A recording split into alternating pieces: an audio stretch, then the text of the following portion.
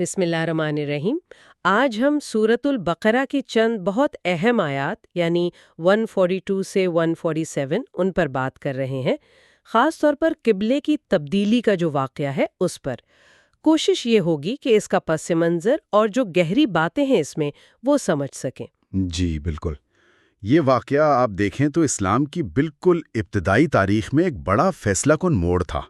और ये आयात सिर्फ सिमत बदलने का हुक्म नहीं देती, बल्कि इनमें ईमान की आजमाइश है, एक उम्मत के तौर पर मुसलमानों की पहचान है और अल्लाह के हुक्म पर सर झुकाने का सबक है।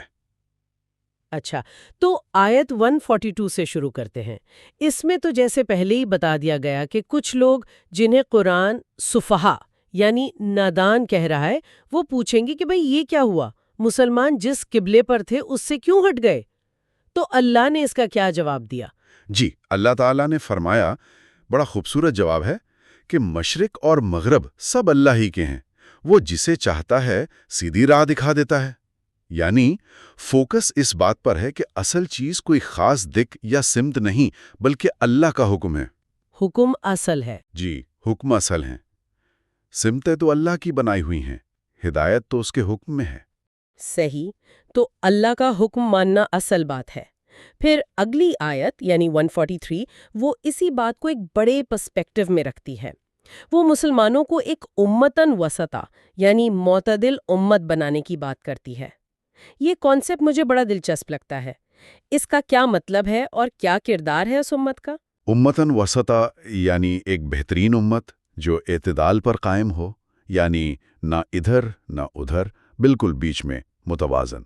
और उनका काम ये है कि वो लोगों पर गवाह हों सच्चाई के, हक के, जैसे रसूल अल्लाह सल्लल्लाहु अलैहि वसल्लम खुद उन पर गवाह हैं।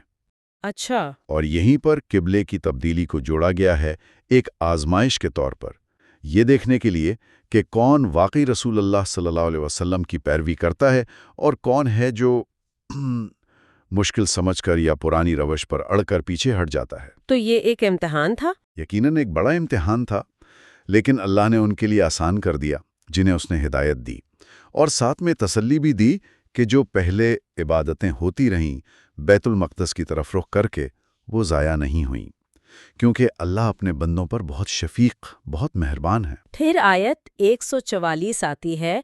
उसमें एक बड़ा ही कह लें ज़ाती किस्म का जिक्र है कि नबी अकरम सल्लल्लाहु अलैहि वसल्लम अपना चेहरा बार बार आसमान की तरफ उठा रहे थे, जैसे किसी वही के, किसी हुक्म के मुंतज़िर हों। और फिर अल्लाह ताला कहता है कि अच्छा, हम आपका रुख उस किबले की तरफ फेर देते हैं जो आपको पसंद है, यानी काबा की तरफ। कितना वाज़ेह हुक्म है। जी, ये नबी करीम सल्लल्लाहु अलैहि वसल्लम की एक दिली ख्वाहिश थी कि काबा, जो तौहीद का मरकज़ है इब्राहीम अलैहिस्सलाम के वक्त से, वो दोबारा क़िबला बने। अल्लाह ने इस ख्वाहिश को पूरा किया।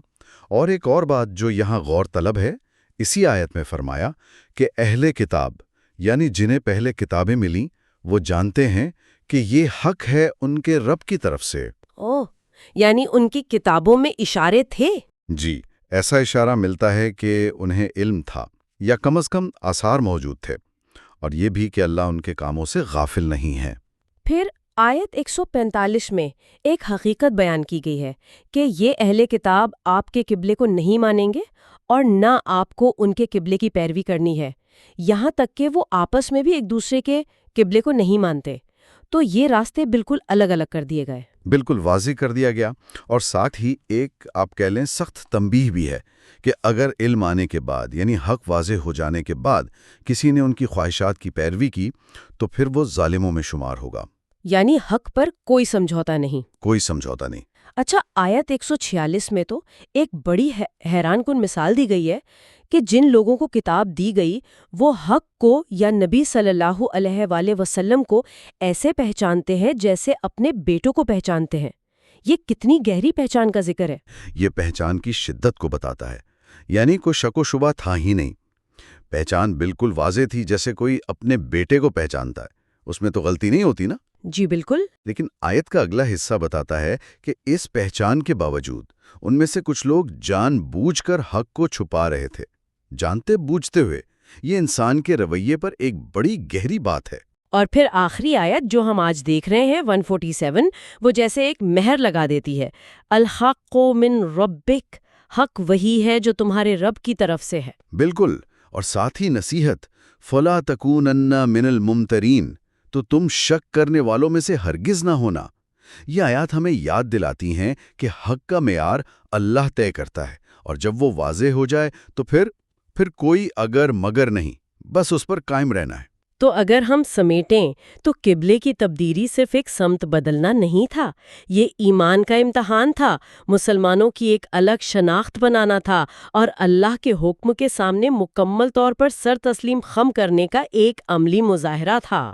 جی، اور اس میں آج کے لیے بھی ایک بڑا غور طلب نقطہ ہے۔ دیکھیں، جیسے اس وقت کے مسلمانوں کو ایک واضح حکم پر معاشرتی دباؤ اور سوالات کے باوجود قائم رہنا پڑا، تو کیا آج ہم اپنے دور میں ہدایت کو سمجھنے اور اس پر عمل کرنے میں جو چیلنجز آتے ہیں، کیا ہم ویسی ہی ثابت قدمی دکھاتے ہیں؟ حق کو پہچان لینا ایک بات ہے، اور پھر زمانے کے رواج یا مخالفت کے ڈر سے بے پرواہ ہو کر اس پر ڈٹ جانا، یہ سبق ان آیات میں آج بھی زندہ ہے۔ بہت خوبصورت نقطہ ہے، ہمیں یقیناً اس پر غور کرنا چاہیے۔ بالکل۔ ہم امید کرتے ہیں کہ سورۃ البقرہ کی ان آیات کا یہ مختصر جائزہ سننے والوں کے لیے نفع بخش ثابت ہوا ہوگا۔ جی ہاں، اگر آپ کے ذہن میں کوئی سوال ہو یا آپ اپنی رائے دینا چاہیں تو کامنٹس میں ضرور لکھیے گا۔ اور اگر آپ کو یہ گفتگو پسند آئی ہو تو اسے لائک کریں اور دوسروں کے ساتھ شیئر بھی کریں۔ ہمارے چینل کو سبسکرائب کرنا نہ بھولیں تاکہ آپ آئندہ بھی ایسی معلوماتی گفتگو سے مستفید ہو سکیں۔ تب تک کے لیے اپنا بہت خیال رکھیے گا اور ہمیں بھی اپنی دعاؤں میں یاد رکھیے گا۔ اللہ حافظ۔ اللہ حافظ۔